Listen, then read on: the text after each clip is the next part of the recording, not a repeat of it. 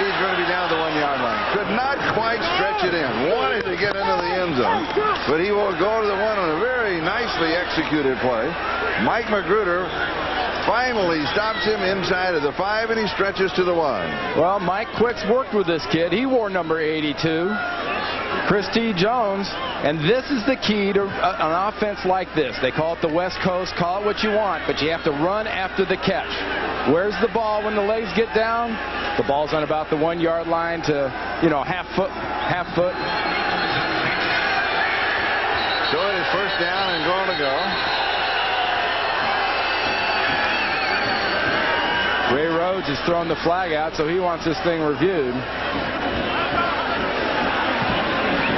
You can review a play going into the end zone. That is one of the 3 areas that are under review in this preseason. Now the question, and Randy stated it, when the knee is down, where's the ball? The knee is... Philadelphia has challenged the ruling of the play being dead the 1-yard line. Yeah, it might not be on the 1-yard line where they spotted it. It's going to be a little closer. But the ball is definitely not over the goal line. It's not broken the goal yet. And another angle. One more time. Now, can't tell much from that. It's close. It's great effort. And the official right there on the goal line with the angle. And they will review it. I see here in the wall version they have a 2-man booth. The little cart had about enough room for just the referee to get in, but now they got room for the back judge, the referee. The next version will have a 5-man booth. I think what you're going to see is that it's inconclusive because there's not really a conclusive view that we have seen. The perfect angle.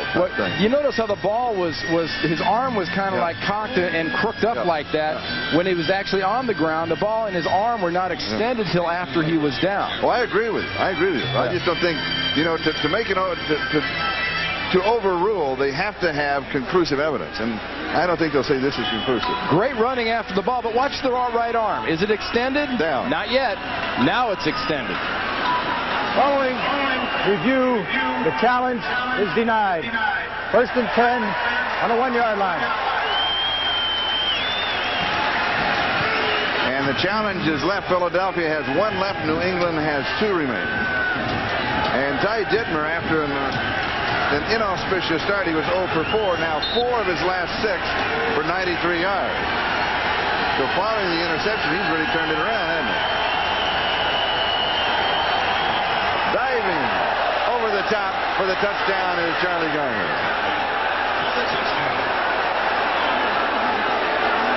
That is a middle linebacker's job generally, is to get that airtime away from the running back. And look at that excitement. How excited is she? A souvenir, was begging Mom for something. All she bought her was a drink. Charlie Garner says, well, if she just can get you a drink, I'll give you a ball. He goes about 4 feet in the air, flips over, lands on his head, goes through that, and then gives the ball. And the extra point attempt. Gary Anderson is up. It is good. Now with 3:30 left in the 3rd, the Patriots still lead the margin 24-10. We take a look at the scoring by quarters. Philadelphia with 10 points, New England with 24, and it's 4th down about 1.5 yards, and the Patriots will go for it. Play action fake. Pass is complete, right side. Cantroy Barber with the reception. James Willis brings him down. A little dipsy-do. And a first down to start the 4th quarter. Well, 2 things unusual. 1, in that situation, regular season, you don't go for it. And 2, you certainly probably don't throw a pass like this when you're backed up. But that's what's great about this time of the year. You can test your quarterback. You get that extra down. Now back to the ground. Mario Greer is wrapped up right at the line of scrimmage. One of the things that happens here that not everybody is aware of is that, disregard the game situation, the score, is that certain plays are going to be run offensively, to highlight certain players, to have them do certain things in certain situations, so they have that on tape, so they can take a look at it to see if they can accomplish that. And that's part of the learning process, but not part of the game process. As long as that doesn't conflict with the game plan for the first 3 or 4 weeks of the season. But on some of the players, you're not sure if they're going to be there the first 3 or 4 weeks of the season. You know, honestly, realistically, you see teams that don't do very well offensively in the preseason. You know, high-powered offenses.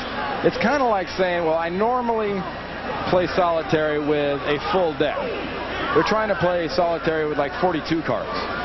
People say, well, gee, you keep losing. Well, it's a little bit of a handicap because I don't have my whole thing going on. And coaches are extremely paranoid as a group about things like that. They worry about helicopters robbing their ideas at practice fields, and they don't want to give tape of things they want to do early in the regular season. Oh, shit! David Meggett. And we picked up an editorial comment from one of the players who misread the play from our sideline microphone. Kevin Johnson with the tackle.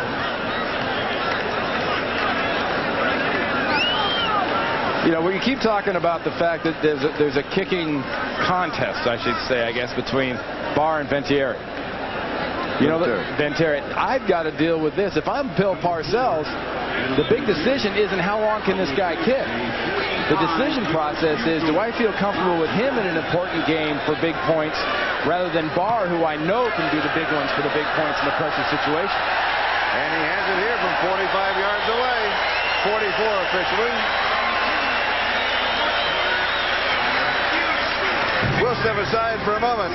We'll be back 27-10 Patriots.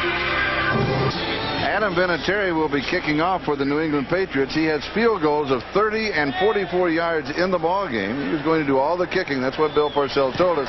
But Bill Parcells told us that he's battling with Matt Barr. Here is Witherspoon on the return. And Parcells said that if he has one kick in a ball game, he will want Matt Barr to make that kick for him. He has that much confidence in it.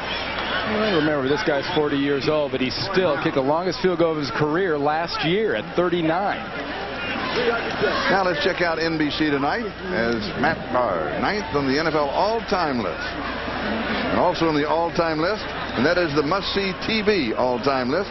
We'll start off with Dateline Sunday, followed by Third Rock from the Sun, and then Boston Common. That's Third Rock and Boston Common right after Dateline Sunday. That's all tonight here on NBC. I like the Third Rock from the Sun. I think it's a hysterical show. Yeah, try to watch that with a straight face. No, you can't. You just can't. That is so good. Don Omar fucked that one out and put it on the nose. It's a masterful move. 26-yard line for the Eagles.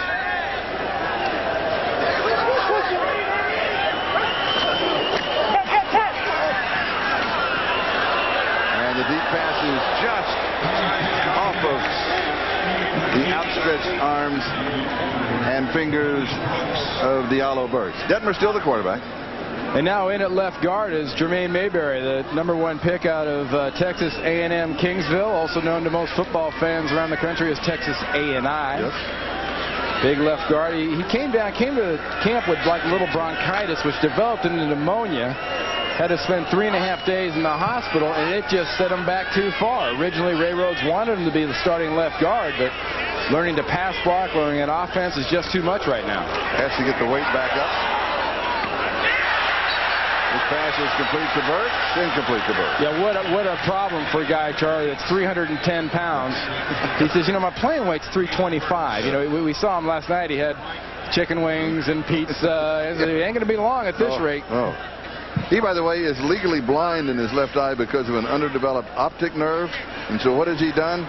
Well, he has donated $100,000 to help fund a mobile vision clinic that will circulate in neighborhoods in Philadelphia, the Philadelphia area, to provide on-site eye examinations and prescription eyeglasses for children within minutes. He said, I just want kids to have a chance to get their eyes checked. Isn't that neat? And he's a big physical guy. Remember, I talked about this offensive line being a movement line that has to pull and has to move. The reason they brought him in, you know, Leon Lett has just absolutely ruined this offense with his penetrating style and his size. So they want to bring in somebody size-wise that can challenge Leon Lett. where the Eagles feel that's the challenge. The Dallas Cowboys, that's going to be their challenge. Rightfully so. Yeah. Dallas Cowboys is on everybody's hit list. That's right. Far side pass is caught, 40-yard line. Mark Say, formerly of San Diego, pulls it down, and he is stopped by Jimmy Hitchcock. And we talked about hit lists, and Dallas has got to be on the hit list. One guy doesn't have to be on the hit list if you're an offensive lineman, is your quarterback. You see the problem Mayberry's having right there. He gets his quarterback hit, and that is all set up by pass blocking. Learning to be softer while you attack, which sounds like kind of an oxymoron, but that's how an offensive lineman has to approach pass blocking. First down at the 40-yard line.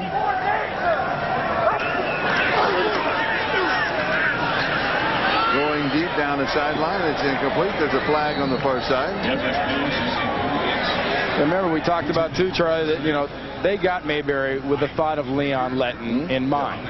And not an unusual thing for teams to really do that, because we talked earlier, another former Texas A&I player, Gene Upshaw, the Hall of Famer, was brought in at Oakland to combat the play of huge illegal Hall motion. of Famer, the late Buck Buchanan for the Kansas City Chiefs. Second down. And Buck Buchanan, along with Terry Bradshaw and others, inducted into the College Football Hall of Fame, now at Notre Dame in South Bend, Indiana. And for the first time, the smaller colleges going into the College Football Hall of Fame. I'm really glad to see that, and we'll have a chance to go by and visit that later on this year when we do some Notre Dame games. Well, it's good to see they're finally recognizing the number and alphabet guys, I always call them. Tennis drive. The number and alphabet guys are the Division II and the 1AA and the 1CCC and some of those other categories that some of the teams fall into. Jason Dunn, the intended receiver. Lawyer Malloy had the cover. 11:38 time remaining. Game beginning to slow down just a little bit for waning moments of the third quarter and in the fourth, as it normally does in preseason. Yeah. Start to throw more passes this time. More people in and out of the ball game. A few more mistakes. But it all takes time. Don't discount how important this time is to Bill Parcells and Ray Rhodes. They still practice the situations. And to the players on the bubble. Absolutely. Still time to make an impact.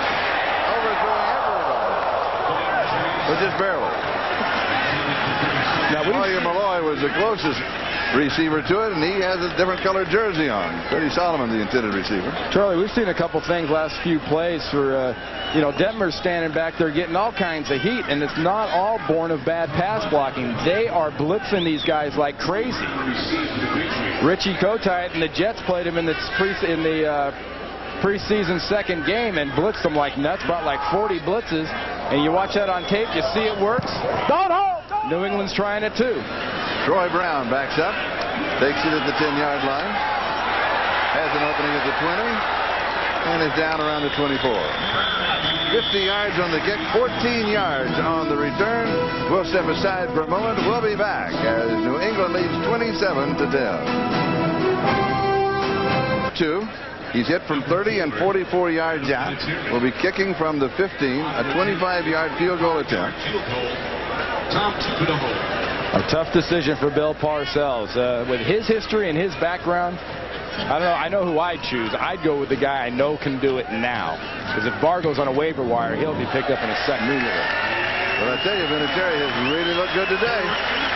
They gave him his opportunity, and he has cashed in on it so far. We'll step aside. We'll be back with the kickoff in a moment. New England by 20. 4:18 left this afternoon as Adam Vinatieri will be kicking off for New England. Hebron and Witherspoon are the return men. Taken on the hop by Hebron. He is thrown down.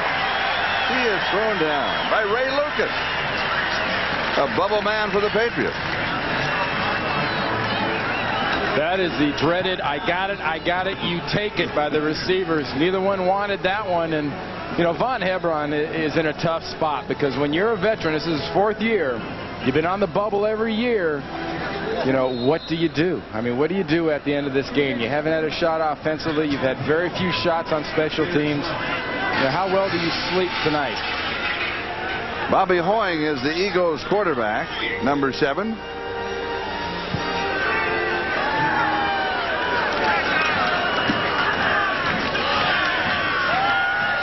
Eagles stay on the ground. Kevin Bowie with the call. And yesterday we had a chance to talk with the young man, and this is what he had to say. I'm on the